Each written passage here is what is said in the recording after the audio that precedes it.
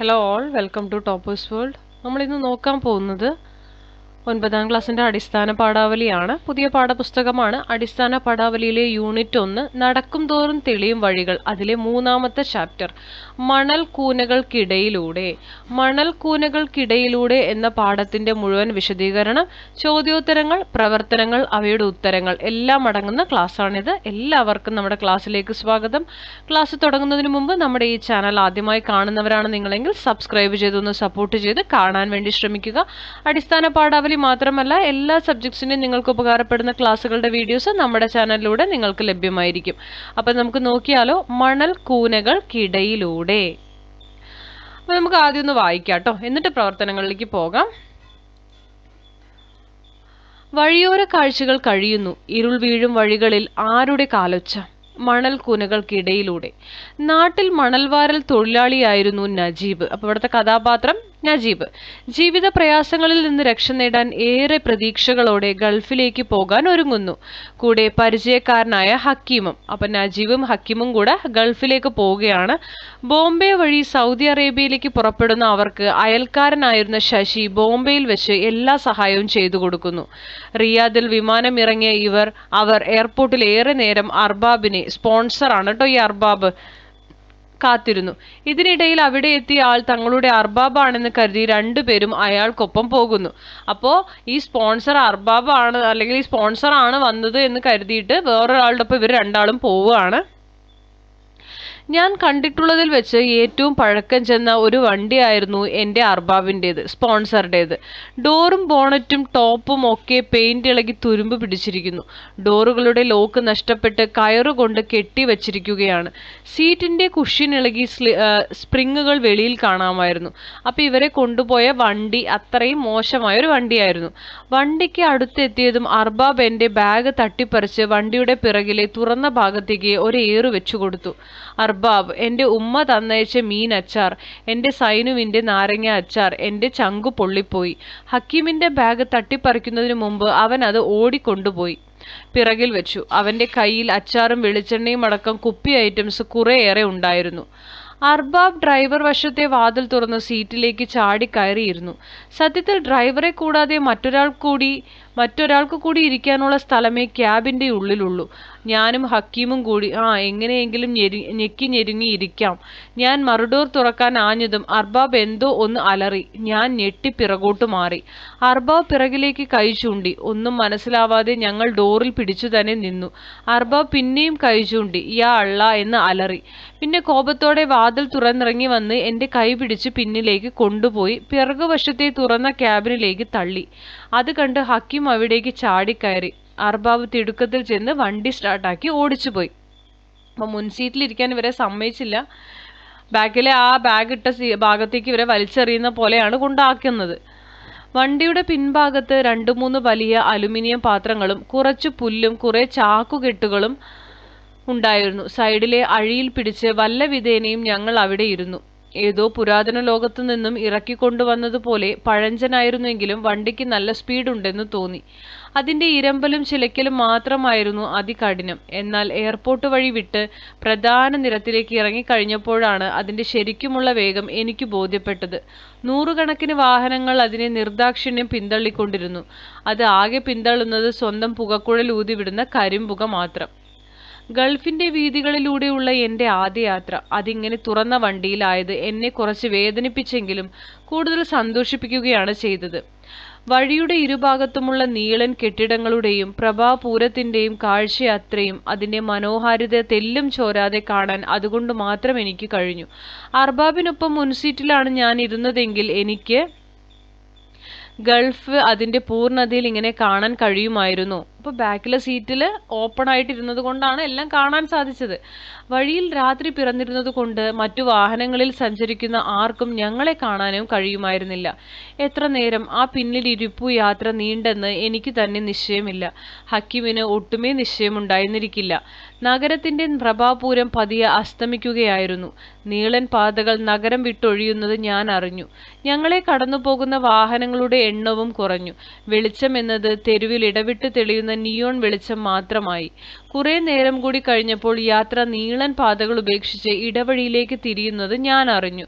പ്രകാശം എന്നത് അപ്പോൾ വളരെ അകലെ അകലെ വരുന്ന വിളക്കുകാലുകൾ മാത്രമായി. ഇടയ്ക്കെപ്പോഴോ നോക്കിയപ്പോൾ ഹക്കീം ആ ചാരിയിരിപ്പിൽ ഉറങ്ങിക്കഴിഞ്ഞിരുന്നു. നല്ല യാത്രാക്ഷീണം കാണും, ഉറങ്ങിക്കോട്ടെ എന്ന് ഞാനും വിചാരിച്ചു. യാത്ര ഇടവഴികൾ വിട്ട് മൺപാതയിലേക്ക് പ്രവേശിക്കുന്നത് ഞാൻ അറിഞ്ഞു. അപ്പോൾ പ്രകാശം പൂർണ്ണമായി ഇല്ലാതായി കഴിഞ്ഞിരുന്നു. പിന്നെ അന്ധകാരം മാത്രം. പൊടിപടലം പറത്തിക്കൊണ്ട് ആ വാഹനം മണൽക്കൂനകൾക്കിടയിലൂടെ ഓടിക്കൊണ്ടേയിരുന്നു. ഇവർ മരുഭൂമിയിൽ എത്തിയെന്നാണ് തോന്നുന്നത്. നമുക്ക് നോക്കാം. വിമാനത്തിൽ നിന്നും എത്രയോ മണിക്കൂറുകൾക്ക് മുമ്പ് കിട്ടിയ ഇത്തിരി പച്ചവെള്ളം മാത്രമായിരുന്നു എൻ്റെ അന്നത്തെ അതുവരെയുള്ള ആഹാരം. അത്ര നേരം ഈ മനുഷ്യൻ ഒരു ഭക്ഷണവും കഴിച്ചിട്ടില്ല കേട്ടോ. പച്ചവെള്ളം കുടിച്ചിട്ടായിരിക്കുന്നത്. വല്ലതും കഴിച്ചിട്ടിറങ്ങാൻ ശശി നിർബന്ധിച്ചിട്ടും കാലത്തെ വെപ്രാളത്തിനു കഴിക്കാൻ തോന്നിയിരുന്നില്ല. വിമാനത്തിൽ നിന്ന് കിട്ടിയ എന്തൊക്കെയോ ആഹാരങ്ങൾ കഴിക്കേണ്ട വിധം നിശ്ചയമില്ലാതിരുന്നതിനാൽ കഴിക്കാനും പറ്റിയില്ല. എനിക്ക് സത്യത്തിൽ നന്നായി വിശക്കുന്നുണ്ടായിരുന്നു. ഒരു പ്രാവശ്യം മണൽ വാരി കരയ്ക്ക് അടുപ്പിക്കുമ്പോഴുണ്ടാകുന്ന മാതിരിയുള്ള കത്തുന്ന വിശപ്പ്. എയർപോർട്ടിൽ വെച്ച് ഞാൻ വിശപ്പിന്റെ കാര്യം പറഞ്ഞപ്പോൾ ഞാനിപ്പോൾ വിശന്നു ചത്തേക്കുമെന്നാണ് ഹക്കീം പറഞ്ഞത്. അർബാബ്, ഈ വണ്ടി എവിടെയെങ്കിലും ഒന്ന് നിർത്തി ഞങ്ങൾക്കിത്തിരി ആഹാരം വാങ്ങിച്ചു തരൂ, ഞങ്ങൾക്കിത്തിരി വെള്ളം മേടിച്ചു തരൂ എന്ന് അലറി വിളിക്കണമെന്നുണ്ടായിരുന്നു. പക്ഷെ ശബ്ദം തൊണ്ടയിൽ കുരുങ്ങിക്കിടന്നതല്ലാതെ ഒട്ടും പുറത്തേക്ക് വന്നതേയില്ല. പേടിയായിരുന്നു. ആ നിലവിളി അർബാബിന് ഇഷ്ടമായില്ലെങ്കിലോ എന്ന പേടി. അത് തന്നെയുമല്ല, കനത്ത ഇരുട്ടല്ലാതെ ആഹാരം കഴിക്കാൻ പാകത്തിൽ കടകൾ എന്തെങ്കിലും ഉള്ളതിന്റെ സൂചന വഴി കാണിച്ചതുമില്ല. വണ്ടി മൺപാതയിലൂടെ ഓട്ടം തുടങ്ങിയിട്ടു തന്നെ മണിക്കൂർ ഒന്നെങ്കിലും പിന്നിട്ടിരിക്കണം. കുലുങ്ങി കുലുങ്ങി എനിക്ക് നടുവേദനിക്കാൻ തുടങ്ങിയിരുന്നു. ശ്വസിക്കാൻ ബുദ്ധിമുട്ടും വിധത്തിൽ പൊടിപടലങ്ങൾ ഉയർന്നു പൊങ്ങുന്നുണ്ട്. എന്തൊരു യാത്രയാണിത് എന്റെ പടച്ചോനെ, ഞാൻ അറിയാതെ പറഞ്ഞുപോയി. അന്നേരം മുതൽ എന്തെന്നറിയാത്ത ഭീതി ഒരു മണിയനീച്ചയെ പോലെ എൻ്റെ മനസ്സിനെ വലം വെച്ചു തുടങ്ങി. അകാരണമായ ഒരു സംശയം മനസ്സിനെ ഇറുക്കാൻ തുടങ്ങി. ഞാൻ മോഹിച്ച തരം, ഞാൻ സ്വപ്നം കണ്ട തരം ഒരു ഗൾഫിലേക്കല്ല എൻ്റെ ഈ യാത്ര നീളുന്നത് എന്നൊരു തോന്നൽ. വെറുതെ ഒരു തോന്നൽ. ഞാൻ ആരിൽ നിന്നൊക്കെയോ കേട്ടറിഞ്ഞ ഗൾഫ് ഇങ്ങനെയൊന്നുമല്ല. എന്തോ എവിടെയൊക്കെയോ ഒരു കുഴപ്പം മണക്കുന്നത് പോലെ. ഒന്നും വ്യക്തമല്ല. ഈ സംശയം ഹക്കീമിനോട് പങ്കുവച്ചിരുന്നെങ്കിൽ അല്പം ആശ്വാസം കിട്ടുമായിരുന്നു. എന്നാൽ അവൻ നല്ല ഉറക്കമാണ്. ഉറങ്ങട്ടെ. ഒരുപക്ഷെ എൻ്റെ ആദി കേട്ടിരുന്നെങ്കിൽ അവൻ അപ്പോഴേ കരച്ചിൽ തുടങ്ങുമായിരുന്നിരിക്കണം. സമയം എത്രയായെന്ന് അറിയാൻ യാതൊരു മാർഗവും ഉണ്ടായിരുന്നില്ല. ശശിക്ക് വാച്ചൂരി കൊടുക്കാൻ തോന്നിയ നിമിഷത്തെ വീണ്ടും ശപിച്ചു. അല്ലെങ്കിൽ എത്തുമ്പോൾ എത്തട്ടെ, സമയം അറിഞ്ഞിട്ട് എന്തു ചെയ്യാൻ. എൻ്റെ സ്വന്തം അർബാബിന്റെ വാഹനത്തിലാണ് ഞാൻ യാത്ര ചെയ്യുന്നത്. അദ്ദേഹത്തിന്റെ കയ്യിൽ എൻ്റെ ജീവിതം സുരക്ഷിതവും ശോഭനവുമാണ്. പിന്നെ സമയത്തെ ഓർത്ത് ഞാൻ എന്തിനു വേവലാതിപ്പെടണം? ഞാൻ വണ്ടിയുടെ പിറകിൽ ഉണ്ടായിരുന്ന ഒരു പുൽക്കെട്ടിലേക്ക് തല മെല്ലെ ചായച്ചു വെച്ച് കിടന്നു. മേലെ ആകാശത്ത് നക്ഷത്രങ്ങൾ അവയുടെ വെളിച്ചം ഒളിപ്പിച്ച് ഉറക്കമായി കഴിഞ്ഞിരുന്നു. വെറുതെ ആ കറുത്ത ആകാശ ശൂന്യതയിലേക്ക് കണ്ണുമിഴിച്ച് ഞാൻ കിടന്നു. വണ്ടിയുടെ ഒടുങ്ങാത്ത കുലുക്കവും ഇരമ്പലും എനിക്ക് ആ യാത്രാക്ഷീണത്തിൽ താരാട്ടായി. ആ കിടപ്പിൽ കിടന്ന് ഞാൻ എപ്പോഴോ ഉറങ്ങിപ്പോയി. ആടുജീവിതം ബെന്യാമിൻ്റെ ആണ്. അപ്പോൾ നമ്മുടെ നജീബ് പോയി പെടുന്നത് എവിടേക്കാണ് എന്നുള്ളത് ഈ ആടുജീവിതം സിനിമയോ പുസ്തകമോ ഫുള്ളായി വായിച്ച നിങ്ങൾക്ക് മനസ്സിലാകും. അപ്പോൾ നജീബ് ശരിക്കും പെടുകയാണ് ചെയ്തിരിക്കുന്നത് അല്ലേ. ഇനി അവിടെ ചെന്ന് നിങ്ങൾ ആടുജീവിതം സിനിമ കണ്ടിട്ടുണ്ടോ എന്ന് എനിക്കറിയില്ല. ആടുജീവിതം നമ്മുടെ പൃഥ്വിരാജ് അഭിനയിച്ച ആടുജീവിതം സിനിമ നിങ്ങൾ കണ്ടിട്ടുണ്ടെങ്കിൽ നിങ്ങൾക്ക് ഏകദേശം ഒരു ഐഡിയ കിട്ടും. അതല്ലെങ്കിൽ ബെന്യാമിൻ എഴുതിയ ആടുജീവിതം എന്ന് പറഞ്ഞ പുസ്തകമുണ്ട്, അത് വായിച്ചാലും നിങ്ങൾക്ക് ഈ കഥ ഫുള്ളായിട്ട്, ഈ നോവൽ കംപ്ലീറ്റ് ആയിട്ട് മനസ്സിലാവും കേട്ടോ. സോ നമുക്കിത് റിയൽ ആയിട്ടുള്ള സ്റ്റോറിയാണ്. നമുക്ക് നോക്കാം പ്രവർത്തനങ്ങൾ. അന്നേരം മുതൽ എന്തെന്നറിയാത്ത ഭീതി ഒരു മണിയനീച്ചയെ പോലെ എൻ്റെ മനസ്സിനെ വലം വെച്ചു തുടങ്ങി. ഈ വാക്യത്തിൽ നിന്ന് നജീബിന്റെ യാത്രയെക്കുറിച്ചുള്ള എന്തെല്ലാം സൂചനകൾ കണ്ടെത്താം? നജീബിന്റെ മനസ്സിലുണ്ടായ ആശങ്കയും ഭീതിയും വെളിപ്പെടുത്താനാണ് ഈ സാദൃശ്യകൽപ്പന നടത്തിയത്. ഗൾഫിലെത്തിയപ്പോൾ ഉണ്ടായ അനുഭവങ്ങളാണ് നജീബിൽ ഈ അവസ്ഥ ഉണ്ടാക്കിയത്. അർബാബിന്റെ മോശമായ പെരുമാറ്റം, മണിക്കൂറുകൾ നീണ്ടുനിന്ന വിശ്രമമില്ലാത്ത യാത്ര, കത്തുന്ന വിശപ്പ്, കടുത്ത ദാഹം എന്നിവയെല്ലാം നജീബിൽ ആശങ്കയും ഭീതിയും ഉളവാക്കി. മണിയനീച്ച തികച്ചും അസ്വസ്ഥത ഉളവാക്കുന്ന ഒരു ജീവിയാണ്. അതിന്റെ മുരളിച്ചയും മനുഷ്യന്റെ തലയ്ക്കു ചുറ്റുമുള്ള വട്ടം പറക്കലും മനുഷ്യനെ ഭ്രാന്ത് പിടിപ്പിക്കുന്ന ഒന്നാണ്.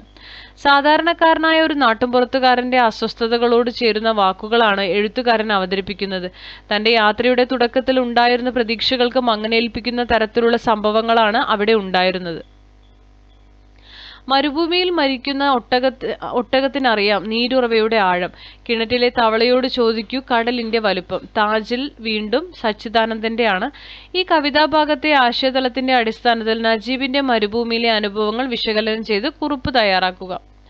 അവനവൻ അനുഭവിക്കുന്ന അവസ്ഥ അവനവനേക്കാൾ വലുതായി ആർക്കും മനസ്സിലാക്കാൻ കഴിയില്ല എന്ന സത്യാവസ്ഥയാണ് ഈ വരികളിൽ പറഞ്ഞു വയ്ക്കുന്നത്.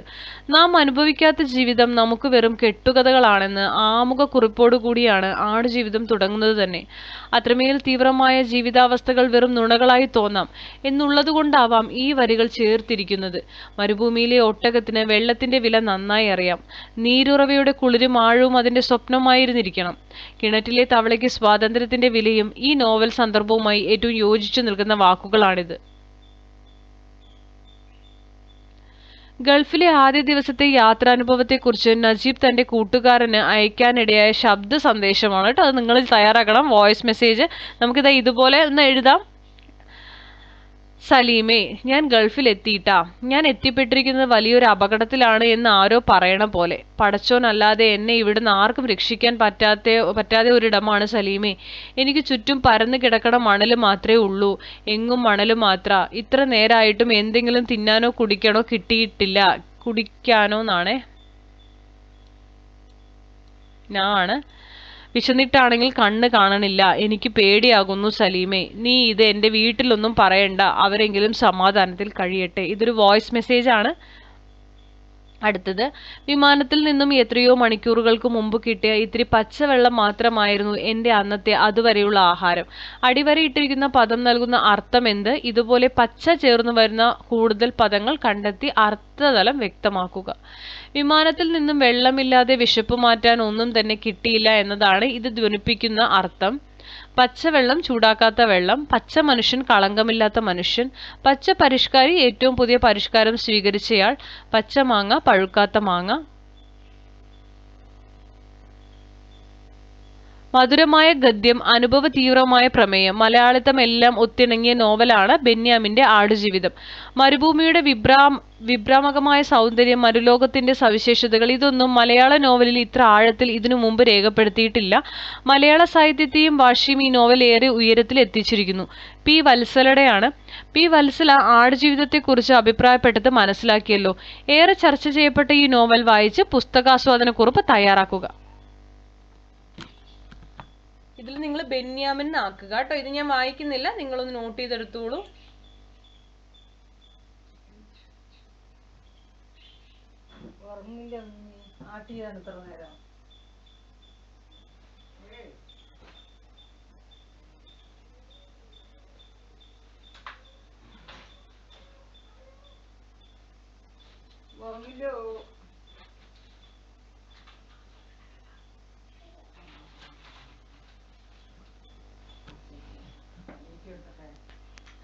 ബെന്യാമിൻ എഴുതിയ മലയാള നോവലാണ് ആടുജീവിതം. വലിയ സ്വപ്നങ്ങളുമായി സൗദി അറേബ്യയിൽ ജോലിക്കായി പോകുന്ന നജീബും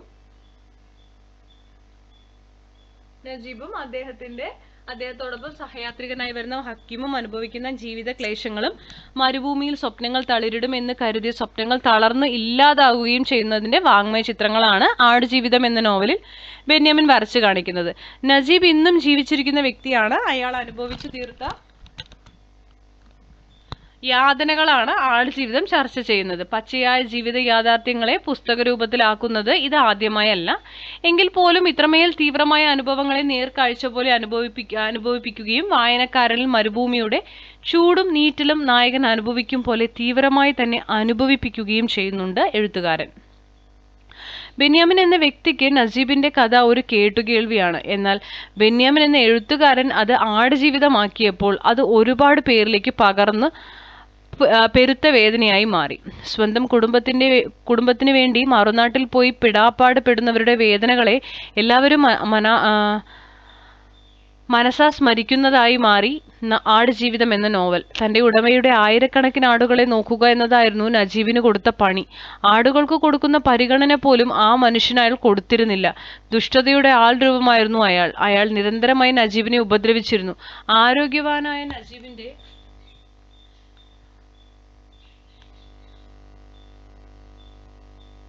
നജീബിന്റെ ശരീരം ഉണങ്ങിയ വിറകുകൊള്ളി പോലെയായി.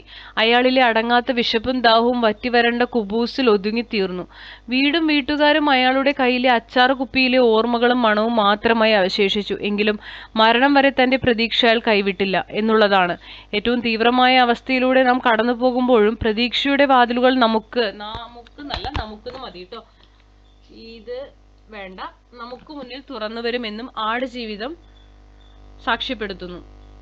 അപ്പൊ ഇത്രയുമാണ് നമ്മളുടെ മണൽക്കൂനകൾക്കിടയിലൂടെ എന്ന കഥ. അതിന്റെ പ്രവർത്തനങ്ങൾ എല്ലാം നമ്മളോട് ഉൾപ്പെടുത്തിയിട്ടുണ്ട്. അപ്പൊ ക്ലാസ്സുകൾ നിങ്ങൾക്ക് ഇഷ്ടപ്പെടുന്നുണ്ടെങ്കിൽ ലൈക്ക് ചെയ്യുക, ഷെയർ ചെയ്യുക, സബ്സ്ക്രൈബ് ചെയ്യുക, തുടർന്നും വാച്ച് ചെയ്ത് ഞങ്ങളെ സപ്പോർട്ട് ചെയ്യുക. നമ്മുടെ സബ്സ്ക്രൈബേഴ്സിന് മാത്രമേ കമന്റ് ചെയ്യാൻ സാധിക്കുള്ളൂ. അപ്പോൾ സബ്സ്ക്രൈബ് ചെയ്ത് കമന്റ് ചെയ്യുക, തുടർന്ന് വാച്ച് ചെയ്യുക. Thank you for watching.